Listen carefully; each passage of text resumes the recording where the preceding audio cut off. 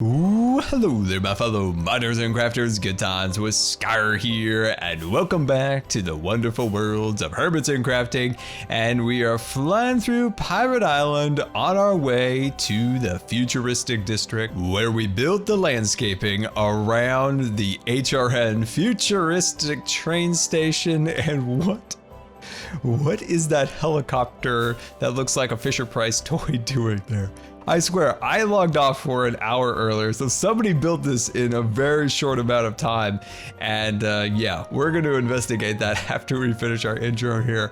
And as I said, we built this beautiful landscape across the Futuristic District that finally attaches the station to the land, so it's not just floating in air with no rhyme or reason. Now, of course, there's a lot of work still to do on this back section and what to do with the snow. It is going to be a huge challenge to decide if we want to keep it or get rid of it. And you know, I've had enough snow troubles over in the Pirate District that I don't know if I want to fight it. So I think they're going to find a small compromise here, and we're in a bit of a thaw, right? I'm going to envision that this landscape is in the springtime and the snow is starting to melt. So if we put a little bit of snow here and there, and as Cub told me, we could potentially do a lot of hidden lighting to melt it. And so yeah, maybe there's a little snow kind of in the shadows of the rocks and things along those lines. Maybe a bit of ice around the waterfall, things along those lines, I think will really kind of bring out the area's kind of character, give it a little extra something with the snow. Now, what are we gonna do today? Today is the day where we bring the rockets. That's right, the most exciting part of this entire build. We're gonna start building the human elements. And what I mean by the human elements are the things that humans have built that adds energy to builds. And that would be like rockets and platforms and little spaceship style houses attached to the cliffs, things along those lines that I'm very excited to add, because those are what bring the life and the energy to a build. And as I've said before, you can build a nice looking structure, a nice looking landscape, but without energy and life, the build is nothing. And that's what I hope to achieve today. Cub presents the Concorp Copter. Oh my gosh, this thing is hilarious. I love it. And you can see the wealth of Concorp. We do rotor blades in gold here. There's no expenses are spared at Concorp. Are these Mr. Potato Pants's like laces or Monopoly Man's monocle potentially? Oh, I love it. There's even like a little throttle in there. This thing is like the cutest little helicopter in the whole wide world. When you work on an episode for 3.5 days like our previous one, you start kind of depleting all of your resources. So I went and bought a whole bunch more food from Impulse and some additional cakes from Concorp. Filled up my rocket box. Now in our last episode, we used all of our elytras. These aren't even all of them. I just wanted more rockets in my box, so I took out some of them. But I think we used 6 elytras in our last episode, which was incredible. And then I also filled up my potion box with some new potions, and we have some additional ones over in here. There we go. So we have some overflow there. So yeah, trying to get everything a little bit more prepared because I was very depleted after our last episode. A smell like no other is calling me from the shopping district, and we're here at the most profitable shop ever created in Hermitcraft, Cherry. And there they are, the beautiful, wonderful diamonds. Already up to 20 diamonds right there. And boom, we've got another 4, and we'll work our way down the line here. Oh, this is going to be fantastic. Now, with all these diamonds that we are achieving from this, we are very low on a couple supplies for Cherry. The pistons are getting a bit low, and our Cherry premium keyboards, or our repeaters, are also incredibly low. I know we put some in these. Yes, we have a few in there. That's actually from my personal redstone. So I need to go and make some more of those for sure. But man, we just came out of there with 52 diamonds. Let's go put that away in the Scarred treasure chest here. We'll throw that in there, and let's go make some more repeaters. Everything is back in stock once again here at Cherry Computers, where you find only the premium Cherry supplies. Now, I have a bit of a problem. Almost all the redstone supplies that we made a few episodes back, where we created a shulker box of every particular redstone component, we're almost gone. Like, we've almost used all of that. And I have the question for you guys. Once that's all out, should we close Cherry, or continue to keep it stocked. It's totally up to you guys in the comments. Close cherry or keep it open. Let me know, because it will be a ton of work to get it resupplied once those supplies are gone. But if you guys want to keep it open, I definitely will. Time to get to work here in the Futuristic District, and we need to bring the life to it. And with that, we've got to make our rockets and additional platforms. So I've gone back and forth for hours in creative mode where I've built platforms and rockets and all those things. But when I looked at the actual site that we would build them here, I realized, wait a second, these things are not the same scale, right? They're huge. They would dwarf the platform. So I spent a whole bunch more time working on additional sized things that would fit the area. And I think I've got a really good solution for how the platforms and the rockets are going to go, because the whole theme of this HRN station is that you are taking the HRN to this rocket platform to take the rockets to Moonbase Alpha or some unworldly destination. So I am very excited about getting these rockets finally installed. They just need a little bit more work and a little more refinement, but with that, I think we're going to jump into super fast build mode and start landscaping this backside of the cliff, because we're going to need it to look its best for when we start adding the pipes, the platforms, and all those futuristic little things. So hit it.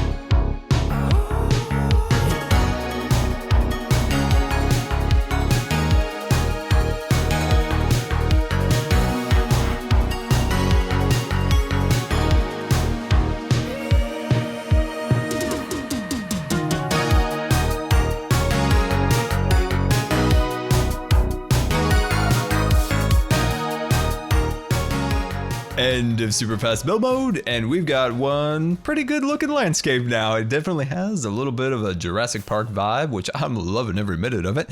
And as we fly over it, there's still a ton of work to do on the section below us there, but I think it ties in the design that we did in our last episode, minus the beautiful waterfall. But I think this side has its own unique characteristics that can match the beauty of the waterfall on the other side, as it has some of these spires that really give it character, and the way the dirt clings to it gives it more definition, so it doesn't look like a flat mound of rock. But as we fly up here into the station, I think I have finally come up with what we're going to do for the station. You know, as the theme of this whole thing is, you know, rockets, hyperloops, things along those lines, and the minecarts will all come over here, right?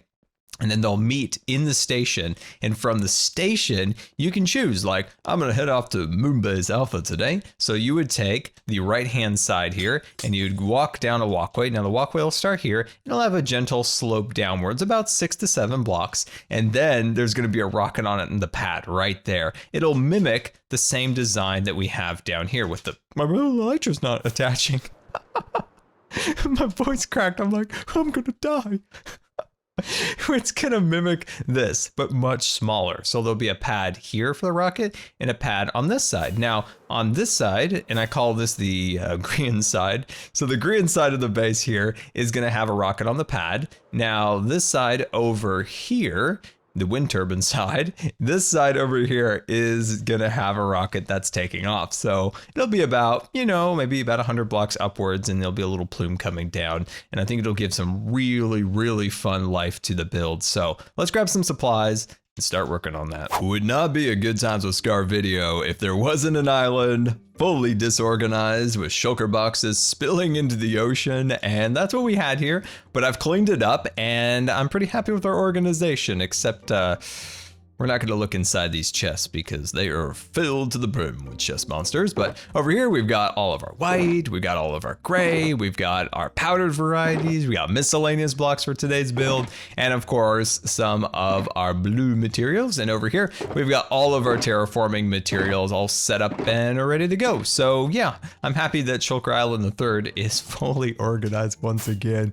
But let's head up here into the air, and no, this isn't part of Grian's Elytra course.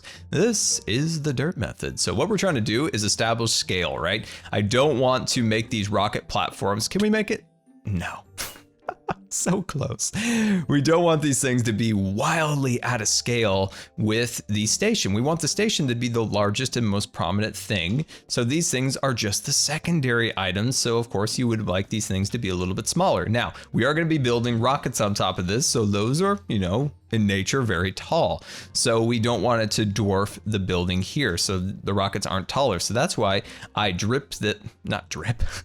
I drop this down so that it's a little bit lower by about 6 to 7. I've been moving them around about that 6 or 7 blocks downwards. So that gives the rocket a little bit more room and not overshadow the main building here. So if we work out here, another great thing about doing this always in dirt, as I say, is that we can establish if these platforms are too far outwards and are intruding within Grian's base. So this is the absolute maximum amount that these platforms can be extended, and it's just shy of his base, which I think will be fine because it'll probably be about 4 blocks shorter than that pillar is now. So I think we'll be perfect. And like I said, I want to be a good neighbor and not intrude too far into that helicopter cracks me up every time I see that. Not intrude too much into his base. So I think this is looking good. So the only thing we do not have for today's build is stripped acacia logs, and that is a critical part of this build. And you might be wondering, stripped acacia log, Scar? Oh yes, we finally have a purpose for those logs. This cannot be an efficient way of stripping these logs. This doesn't seem like a good way either, because I'm gonna have to double chop them. Maybe this way, we build the log straight up into the air and then do this. This seems to be efficient and working. So what is your strategy for being efficient at stripping? I am so inspired with what we're about to do by bringing the future to the futuristic district with our rockets and our platforms, and it's gonna be amazing. So where we left off in our last clip was we arranged these kind of temporary dirt structures to see about the scale and perspective of the build, and I think I'm happy with it. So we're gonna go with these, and the design for the platforms, like I said, are gonna be very similar to the main station design, how it kind of goes down into that point, but these are gonna be about half the size, and I think they're gonna be nice. So that's gonna be flat on the top, right? So that a rocket can land. It'll have the yellow stripes and different things along those lines. And then of course on the back here, it'll have a strong arm to hold the rocket up, and it'll be right about there. And then the walkway will lead right onto the kind of the black top of the landing pad, which is going to be perfect. And of course we're going to build a rocket, and one of them is going to be in the sky. Oh, I am incredibly inspired, my friends. So let's get this platform built so I can show you this rocket that I've been working on that I'm so happy about. And we have our first platform built up and ready to go. Now the walkway leading to the platform is a little bit of a work in progress. I'm trying to figure out what we could do to try to keep it simplistic, but also have some form of detail like railings and things along those lines. So we'll work on that as we progress through it, but I'm liking the platform. I think the 4 little indicators for the edges of the platform are looking nice. And of course we have this kind of net, kind of mesh thing that usually landing pads have around them. So I think that's looking good. We need to get this area marked off. So, you know, just make some yellow markings. So I think that will be good. So if we hop down to the scaffolding, well, I meant to hit the scaffolding. That was gonna be so seamless, but so not seamless. So we'll just look from down here. So what we need to do now is we need to find the dimensions of this and then try to make a much scaled down version of that. So that is our next challenge. That went right through that zombie. You gotta tell me that first arrow went right through that zombie. But anyway, guys, welcome back. And we now have our first rocket platform built and ready to go here. And I think it is looking really cool. Now, if I had a magic wand And if I can make anything absolutely perfect, I would change a few things, and I wanted to go over that. First, I'd make it just a little bit wider and a little bit longer, not by a lot, but by just a little bit. And that's just the perfectionism coming out in me where I want to tear it out and redo it, but that's not economical for time. You know, like it took an hour to build and then an hour here, and it would be better to spend that in more productive ways to make the overall design better. And that's where I want to start focusing while we build an identical twin platform on the other side of the station. So where I want to put my thoughts now is towards the rocket. So which side has a rocket taking off, how high we want it to go, things along those lines that I'm very, very excited about. So what we're gonna do now is we're gonna jump into super fast build mode and we're gonna complete one more of those platforms. So hit it.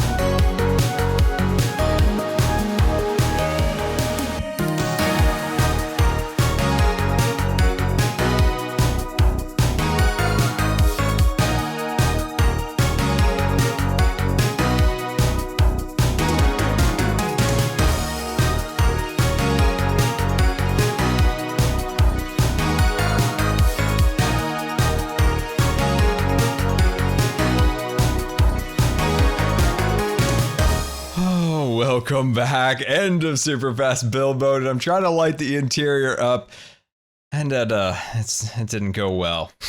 We just lost our entire side of our platform.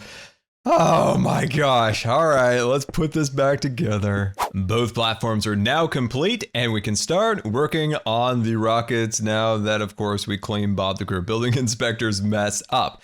So what I'm trying to decide now is if we should build an additional platform off the back too.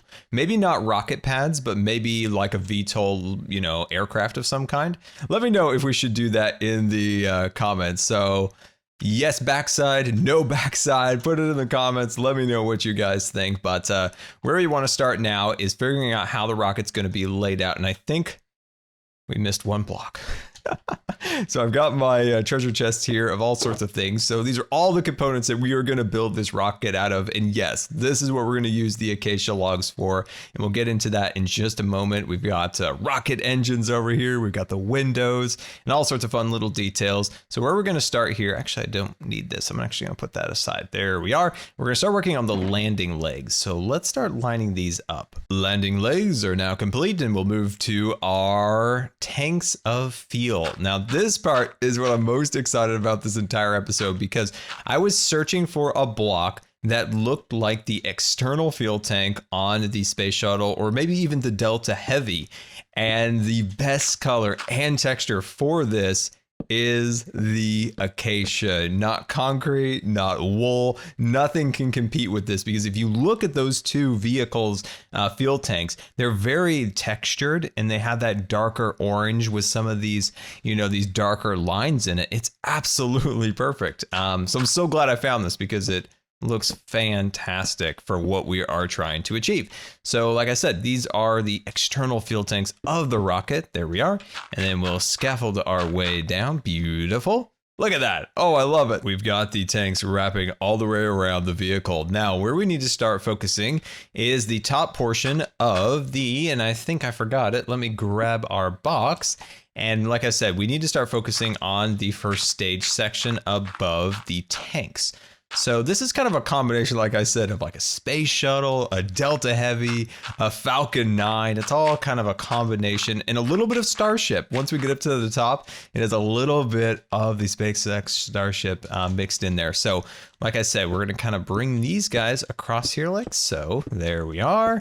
All the way, and then one more right there. Now we're gonna bring this up 9 blocks. Oh, I may be in love with this build. Look at that first stage. We got the influence of the space shuttle, the Delta Heavy at the bottom. We have the BFR style landing legs. We move up to the central core that's very reminiscent of your Falcon Heavy, your Falcon 9, and of course your grid fins at the top. I love it. Oh my gosh, this is so much fun to build. So you might have noticed that I put glass along the edges here, and this is something that we figured out in our last season when we built a, oh my gosh, oh, that gave me a heart attack. Oh my gosh, okay. like I said, I put glass along there, and it's something we figured out in the last season when we built the BFR, that when you have kind of this blocky structure like this and you want it to be more rounded, putting the glass here really softens the edges and makes it just a little bit more soft. And I think it came out pretty darn cool. So if you're building along with me, you can try, using light gray like I did, or white, whatever one you want. So where we still need to work is, of course, building the upper stage. So that's going to be kind of like more of a spaceship than a capsule or a fairing or something along those lines. And also, we need to build some engines down at the bottom. So let's make that happen. The rocket is now complete, and we need a name for this. So in the comments, #rocket names, and let me know, what should we name this rocket? It needs like a really cool name. Like, all the different space companies have awesome names for all their rockets, and we need a rocket name for this thing because I think it is looking pretty darn cool. And this rocket just feels like it should be on Mars, right? This thing's just ready to take off. And also, I couldn't get rid of the concopter yet. We will eventually. But it's so darn cute. I can't bear the thought of tearing that thing down, but I like it. I think it came out pretty cool in terms of the top portion of the second stage. And if we can take a land, that was a very ungraceful land, but I definitely did land in the end. I think it came out pretty cool. We have additional fuel tanks down there, and then the hoppers act as engines. We have grid fins, windows, and I'm loving every minute of it. And I think it came out really, really nice. So let me know what you think of a name would be good for our rocket design. Bob, how are you? Good, appreciate you. Anyway, actually I don't appreciate you, Bob the Creeper Building Inspector. But anyway, you'll see that this giant pillar of dirt stretches to the very top of the sky there, and that is as far as we can build. So this will give us a good measurement to see where our next rocket is gonna go. And this, of course, is the rocket that is taking off. So how high should we go? I'm thinking maybe about 20 blocks higher than the tippy top of our communication / power generator. So if that's right about there, I'm thinking like right here-ish is the bottom of the rocket. And then of course the rocket would be just passing through the cloud layer here. And I think that would be really cool. And it'll bring so much fun energy to the build to see an actual rocket taking off from the pad below. So let's make this happen. Welcome back, and we now have a gigantic rocket reaching for the stars with its plume and leaving its launch pad behind below it. And I like the plume, but it also might be a little too big. So I want to get your thoughts on it and see, like, should we scale it back or should we keep it how it is? Like, I've tried it a couple different versions, and then eventually I just kept going and going and going and placing more and more glass blocks down to the point where I'm like, that's gonna take TNT if we want to take that out. But I think it could be good. I just think sleeping on it will truly like settle it in my mind if it's good or if it should be taken out. But I definitely hope that this has inspired you guys for your own futuristic builds of rockets shooting off. We got our platforms down below, still a little bit more work to do around here, but we are just about done. And I truly believe we have brought the future to the futuristic district with our beautiful rockets.